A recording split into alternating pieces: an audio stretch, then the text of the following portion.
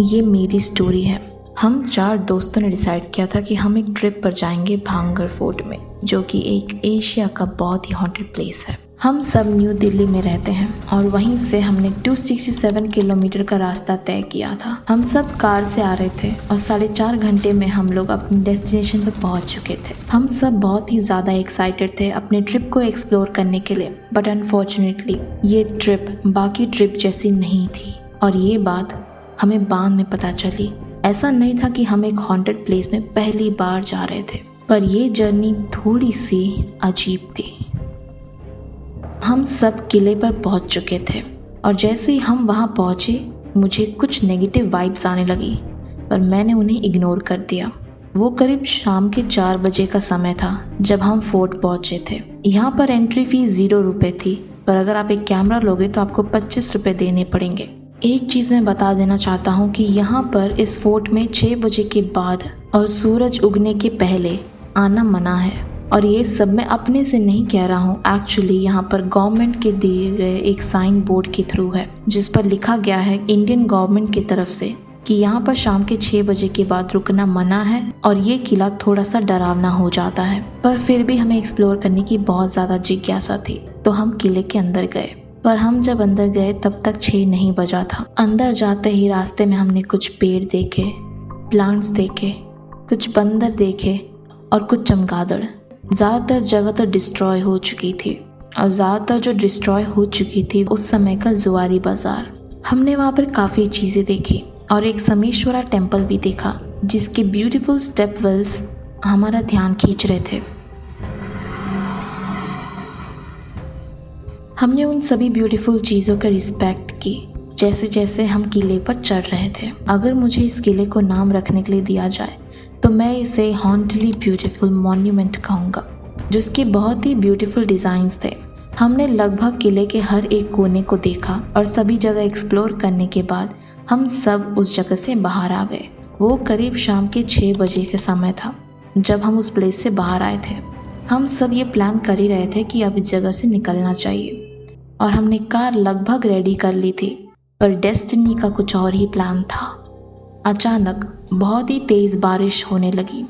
हमने security guard से एक रात के रुकने की परमिशन मांगी, पर उन्होंने मना कर दी, ये कहकर कि यहाँ पर सूरज ढलने के बाद रुकना मना है। पर फिर भी कैसे भी करके हमने उसे कन्विंस किया और वहाँ पर रुके। टेम्पल के सबसे ऊपर में एक छोटा सा रूम है जो कि किले के बाहर है, जहाँ पर बॉडीगार्ड ने हमें रहने दिया, पर सिर्फ एक कंडीशन पर कि हम रात में उस जगह से नहीं निकलेंगे। और हम बहुत ही ज़्यादा खुश थे। वैसे हम काफ़ी ज़्यादा थक चुके थे, इसलिए हमें बहुत ज़्यादा भूख लग रही थी। तो गार्ड पास के एक होटल से कुछ खाना पैक करा कर लेके आया और कुछ ही समय में हम सब दोस्त बन गए। उस दिन गार्ड भी हमारे साथ रुका और उसने हमें कई सारी कहानियाँ सुनाई उस किले के बारे में। सबसे फेमस वाली तो ये थी तांत्रिक कर्स, जिसमें एक जादूगर था जिसे ब्लैक मैजिक आता था, जिसका नाम NK सिन्हा था, जो कि भांगड़ किले की एक राजकुमारी से प्यार करने लगा था क्योंकि राजकुमारी रत्नावती बहुत ही ज़्यादा खूबसूरत थी। जब प्रिंसेस तेल की बोतल खरीदने के लिए मार्केट गई तब उस जादूगर ने किसी तरह उस पर एक ब्लैक मैजिक कर दिया। पर जैसे ही प्रिंसेस उस ऑयल को लगाने के लिए खोलती है, उस प्रिंसेस को ये समझ में आ जाता है कि इस ऑयल पर एक ब्लैक मैजिक हुआ है। राजकुमारी उस तेल को एक बड़े से पत्थर के ऊपर फेंक देती है और वो पत्थर नीचे गिरने लगता है और उसी जादूगर के ऊपर जाकर गिर जाता है। और तब वो जादूगर इस किले को एक श्राप देता है कि इस किले में मौजूद सब लोग मर जाएंगे और ये पूरा किला बर्बाद हो जाएगा। उन्होंने ये भी बताया कि ज़्यादातर किले के छत नहीं होते और जब कभी भी इस छत को रिपेयर करने की कोशिश की जाती है या बनाने की, वो हमेशा गिर जाती है।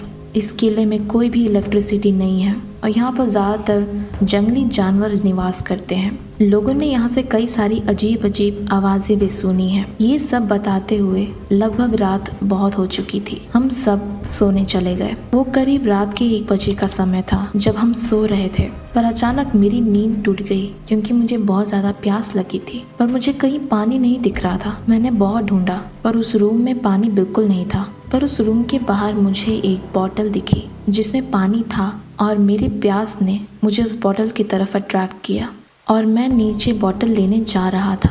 तभी मेरी ज़िंदगी का सबसे बड़ा डिस्टर्बिंग मोमेंट सामने आया। जैसे ही मैंने बॉटल ली, एक आवाज़ आई। वो आवाज़ किसी औरत की थी जो मेरा नाम ले रही थी, और वो भी बहुत ही धीरे आवाज़ में।